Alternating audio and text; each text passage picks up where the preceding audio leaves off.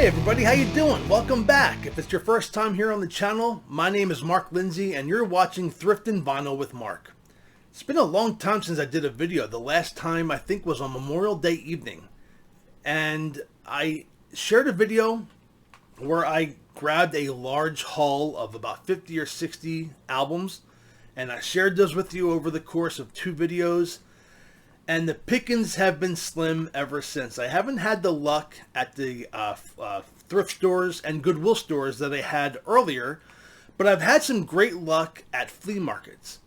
So today's video is going to showcase some of the flea market grabs that I made over the last month and a half. And because we're thrifting vinyl with Mark, I'm choosing only to share the ones that were in the lower price point. The most expensive one I'm going to show here was $10. So just to give you an idea of what's out there. Obviously I live in Philadelphia, Northeast Philadelphia, and we have flea markets in New Hope. We have flea markets in Quakertown. We have a flea market here in Philadelphia too. We have a couple here in Philadelphia, which I discovered in the last couple weeks, and a lot of these came from.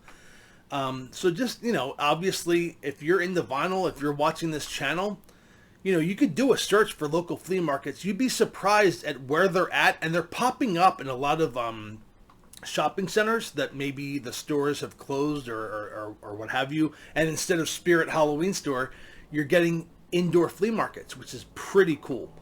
So I'm just going to dive right in with the last about 2 months worth of flea market grabs. And again, I kind of put a limit of $10 for the ones I'm showing today. We're going to start off with an album that I already had, but I purchased it because it doesn't have something on this cover, and that is ABC Lexicon of Love. This is the 40th anniversary. It was, I think, June or July of 82 that this came out. This is the second time I'm owning this album. The first time had a Heyman written right across here. Heyman, I'm assuming, was the last name. People obviously used to write their names on records when they would go to parties or other people's houses so they would know which one was theirs. And I just bought this because it had the clean cover, much better shape than the Heyman. And I actually noticed it was a different pressing of the record as well. So I now have 2 of these and they both sound great. I actually listened to both on my record player. Speaking of which, again, it's July 22nd. Last week was Prime Day, and I upgraded my all-in-one, what's it called? I can't even see that. It's right over here off camera. I upgraded my all-in-one record player that I bought on Macari just back in May, and I got an Angel's Horn record player, the mahogany wood Angel's Horn. It was on sale on Prime Day for $149, down from $199. So I splurged and got a new record player. And during the course of the last month or so, I actually hooked up my record player to my Bose soundbar, and it sounded great. I was using laptop speakers in the beginning, and it sounded okay, but the Bose soundbar sounded amazing. And I hooked up the Bose soundbar to this Angel's Horn.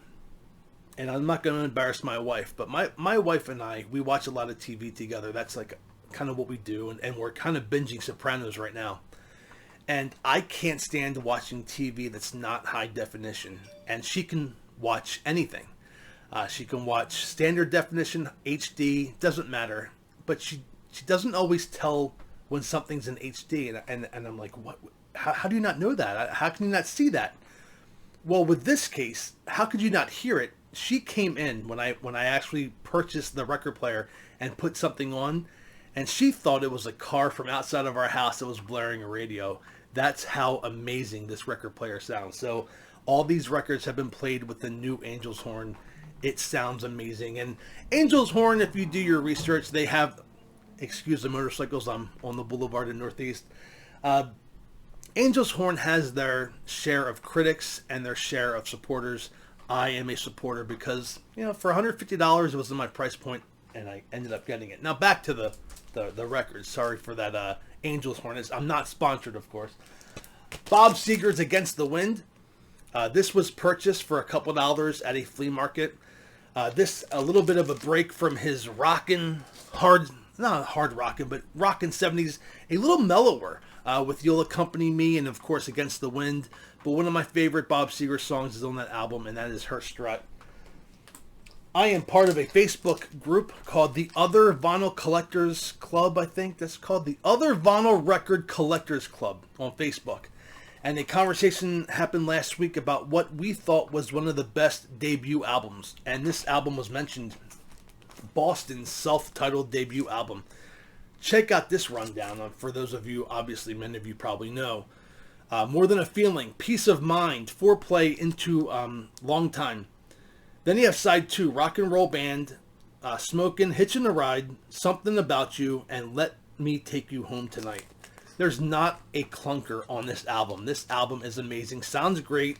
Picked this up for $2 at a flea market in Northeast Philadelphia, Roosevelt Mall. Sticking with Boston, picked up also at the Roosevelt Mall, same seller, Third Stage Boston. And this album came out in 85 or 86, has Amanda, We're Ready. But the song, my favorite song on this album is Can't You Say You Believe in Me, which would be in parentheses. Can't You Say You Believe in Me is probably one of the, I don't say most inspirational songs that I've heard in a long time. But in that genre of the 80s, you just had a lot of different topics of music, you know, love and... Can't You Say You Believe in Me is just an amazing song, and to me, it just inspires me. It fires me up. It makes me ready to take on the world. Picked up this for $5. It is the Rascals' Greatest Hits. This is a party album. You could put this thing on and listen to it front and back, and just so many wonderful songs by this band. And I had known of many of them, but when I played it, I was like, oh, I didn't know they sang that. Oh, I didn't know that was that song. Just an amazing band. I mean, I'm not going to sit here and tell you that I'm the biggest Rascals fan, but anytime I see a Greatest Hits and I know the songs, I'm going to pick it up. And for $5, it wasn't a bad deal. I also picked up ELO's Greatest Hits. I have now 3 ELO vinyl. 2 of which, well, one, this is the Greatest Hits, and then Olay is their Greatest Hits up to a certain point. I only have 1 studio album, but this was $3. $3 at a flea market, so I grabbed that real quick. My wife and I, big ELO fans. We saw them in concert right before the pandemic. Phenomenal show. Jeff Lynne is still a wonderful performer. Now we're getting up to the expensive stuff. $8 for Police Synchronicity, and it's probably some of the best $8 I've ever spent. This is one of my favorite albums. Quick story for those of you, maybe Jim Carr is watching, the lead singer of Musician Impossible. My introduction to Synchronicity 2 was Jim Carr, former lead singer of Pleading Guilty back in the early 2000s. And I heard it at a bar. I was like, oh, wow, what was that song that you just sang? And he said, duh, it was Synchronicity number 2. Okay, well, thank you. So I went out and I bought this on CD. Now I have it on vinyl. So just an interesting story there. It's an amazing album. It also has that stalker song on it, you know, the one that everyone thinks is romantic, but is really about a stalker. But an amazing album. This is probably the Police at my favorite part, which I think this was this may have been their last album together, but they went out on a high note. I had mentioned it before that I love the 80s, and I got back in the vinyl for nostalgia purposes. So how about the Beat sound wave of the 80s? Check out this lineup. I Ran So Far Away by Flock of Seagulls, Kids in America by Kim Wilde, Love Plus One, Haircut 100, I Predict by Sparks, I Got You, Split Ends, You Hit the Spot, Graham Parker, which I don't know that song. I didn't know that song until I heard it here. I Know What Boys Like by the Waitresses, so yes, they have more than a Christmas song. We Got the Beat, Go-Go's, I Want Candy, Bow Wow Wow, Girls on Film, Duran Duran, In the Name of Love, yeah, Thompson Twins, Dreaming of Me, Depeche Mode, the Mode's on here, Joan of Arc by OMD, and Hot in the City, Billy Idol. That was a great $5 well spent. It was an 80s party. Now this covers most of the early 80s. This next one covers the later 80s. I'm talking 88, 89. Gold and Platinum Volume 6. Check out this lineup. Kokomo by the Beach Boys. Wishing Well, Terrence Trent D'Arby. Tell It to My Heart, Taylor Dane. Only in My Dreams, Debbie Gibson. Baby I Love Your Way and Freebird Medley, Will to Power. The Tearjerker That Is One More Try by George Michael. Side 2, Electric Blue by Icehouse. What a great song. Groovy Kind of Love, Phil Collins. Time and Tide by Beja. Time and Tide by Beja came out in like 88. But if you ever heard that song, and if you don't, YouTube's right here. Time and Tide sounds like it came out in 78, but was inserted in 88. It was pretty funny. Check it out. Don't Worry, Be Happy, Bobby McFerrin. The Locomotion, Kylie Minogue. And I Wish I Had a Girl by Henry Lee Summer. If you've never seen that video, if you want some good 80s cheese, you won't be disappointed, and you're welcome. This was a nice seller. I bought all of these from one seller. We're going to go on a little bit of a Robert Plant run here. Pictures at 11. This is his first solo album after, of course, Led Zeppelin broke up with the untimely death of John Bonham, Bonzo. Led Zeppelin is my favorite band of all time, and many people, myself included, would probably tell you that this album, solo album of Robert Plant, is probably the most Zeppelin-esque of any of his solo work. I don't like when people compare solo artists to the bands that they were part of, like when this sounds like the Police, or Plant, this is Zeppelin, or what have you. But this really, and I don't know, I could be blowing this out my rear end, but it seems to me like the songs on this album could have very well been on Zeppelin's album that they were working on in the 80s, because it just sounded very Zeppelin-esque. And you have to keep in mind that Presence and Coda were the last two studio albums by Zeppelin, and they weren't there weren't great hits on those albums. So they were definitely changing their style as they approached the 80s. And it seems like this album, even though it's Robert Plant solo, seems to have a more rockin' feel behind it. What a great album this was. I also picked up another Robert Plant vinyl, Shaken and Stirred. Of course, let me hold it the right way. Shaken and Stirred. Of course, the song on here that most people would know is Little by Little. Again, I love Robert Plant solo stuff. That was my favorite time of Robert Plant. And again, I'm a Led Zeppelin fan, but I wasn't really alive for Led Zeppelin. I'm 45. I was born in December 76, but let's say 77. So I wasn't alive during Zeppelin. I had heard of Zeppelin. There was cassette tapes, there was vinyl, but Plant was the guy that I heard when I was old enough to really appreciate music. And this is Little by Little is one of the songs. And of course, one of the main albums of Robert Plant that I was a big fan of is Now In Zen. So this came out in 88. This has Tall Cool One, Heaven Knows, Ship of Fools, Why. I had this on cassette when I was younger, probably my summer between 8th grade and freshman year of high school. Had this on cassette tape when I would always listen to it when I would cut the grass. I would cut my grass. I had a paper route, and I would cut the grass for one of my customers. And I would just always listen to Robert Plant, Now In Zen, and then Led Zeppelin 2, which was my favorite Zeppelin album. And we're going to round out the Robert Plant run with the Honey Drippers. These were all $5 at the flea market. So I think I ended up getting all four of these for, I think, $16 or $17. He offered a discount. Honey Drippers. So you're talking Robert Plant singing songs from the 30s, 40s, and 50s. The song that was gained a lot of traction on here was Sea of Love.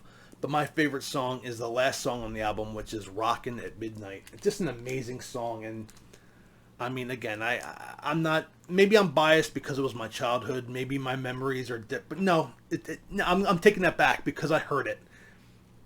I'm sorry, but Robert Plant's voice during this album, and even Pictures at 11, he is on. He is on, and it sounds better than Coda, better than Presence. And it just, I don't know.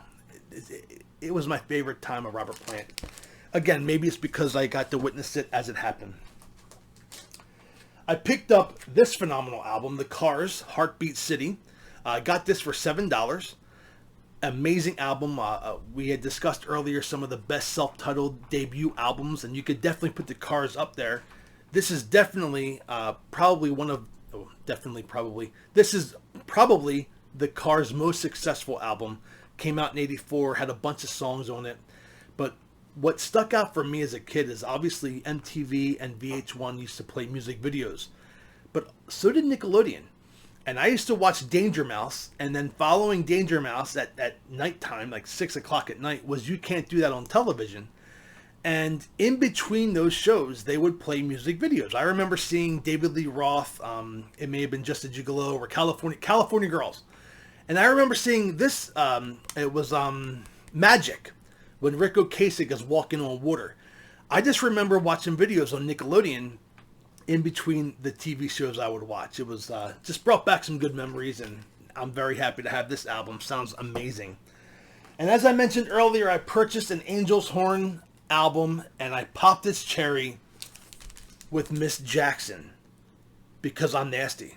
Did you get that? I mean, maybe some people didn't get that on the Facebook group. Janet Jackson, Control. This has Control, Nasty. What Have You Done For Me Lately? The Pleasure Principle, When I Think of You, and of course the tearjerker, Let's Wait a While. Well, not tearjerker, but it's a slow song. You know, one of those slow songs that you would hear at your middle school dances, or in my case, middle school dances. But Let's Wait a While. Just an amazing album, and this was the first album that I played on the Angel's Horn. And when I played it, my wife came in, what is that? Is somebody cranking their radio up in their car? And I'm like, no, it's Janet Jackson, and it's coming from my record player. So this was $10. Very well spent, if you ask me. So there's some hauls that I made over the last month and a half at my local flea market, which is just, it's only a few minutes away. Just some fun stuff. I'm going to come back this weekend. Again, I'm recording this on the 22nd, so that's Friday. I'm going to probably come back this weekend and share with you some of the albums that I picked up at the Goodwill and thrift stores. You'll notice a slight decline with some of the quality over the records, but you can't go wrong for a $2 to $3 price point. And I did pick up at the thrift store one of my all-time favorites, and I can't wait to share it with you. That'll be next time. Thank you so much for watching Thriftin' Vinyl with Mark. We're going to take it to our pal Michael Conrad to send a quick message. Hey, let's be careful out there. That's right, man. Listen to the man. Let's be careful out there. Thanks again for watching, and we'll see you next time on Thriftin' Vinyl with Mark.